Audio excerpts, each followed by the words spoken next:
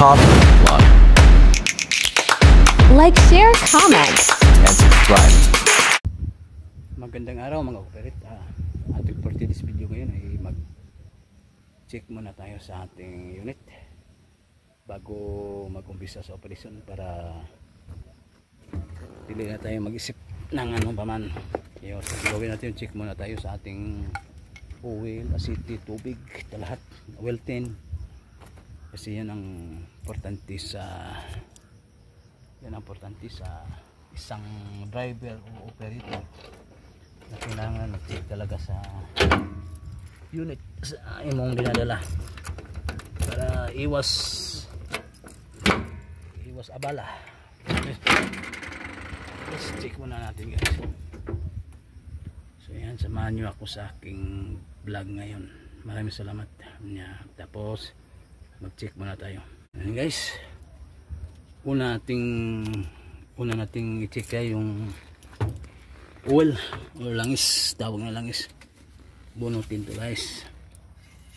Check muna natin ang oil. Ayan guys, cool lang guys. Yan. Sunod yan guys ay ang tubig. Yan guys, check natin ang tubig din guys. Kasi kayo mga isang driver operator, kailangan gawin nyo to kasi yan ang importante sa isang operator o isang driver. Yan, sunod yung yung tubig, kulang ang tubig guys. Dito yung max, dito yung main. So ngayon ang main nandito sa baba, ang max, kulang nandito yung tubig natin. Dito yung tubig natin, yung max, so kulang yan guys, ating tubig. So dito naman sa ating gear oil, round table gear oil, tingnan natin kung tama ba ang iyang sukat. Guys, tingnan natin. Ito guys, okay pa guys, kulang yung gear oil. Ito importante dito guys, para hindi kulang. Kailangan mag-operate, kailangan kompleto yung oil, tubig. Yung lalagyan natin mamaya ng tubig yan guys, kasi kulang ang tubig.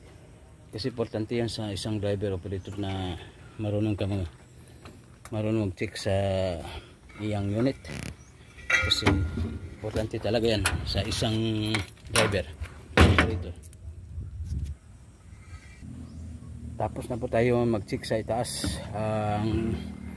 Check na natin yung aircon pala nito.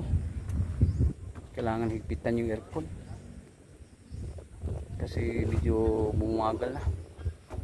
Yun kasi itaas na i-check natin guys, yung guys, yung gulong na naman natin titingnan kasi tumatagilid kasi ito guys hindi ito katulad sa ibang backhoe nga truck siya o truck pad na pumantay lang sa kahit sa lupa pumantay. Ito pag flat to tumatakilid to siya. Ayan. So, sa kabilang gulong din check mo talaga din to bago mag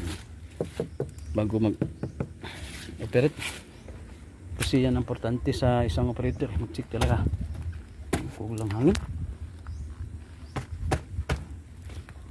Yan, ito tayo sa kabila na naman guys.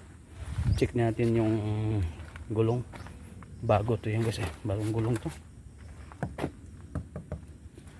Kahit gaano kabago yung gulong natin kailangan po mag-check po tayo.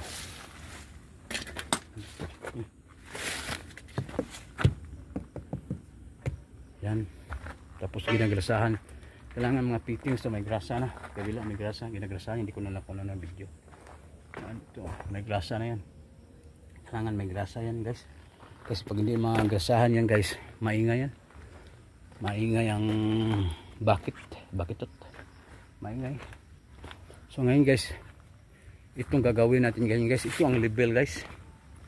I-level po to guys, ito level po to.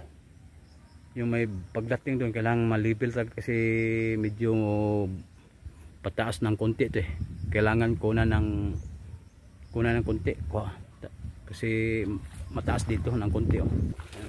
Ito itong level kailangan trabahuin to guys. Yan. So yun guys,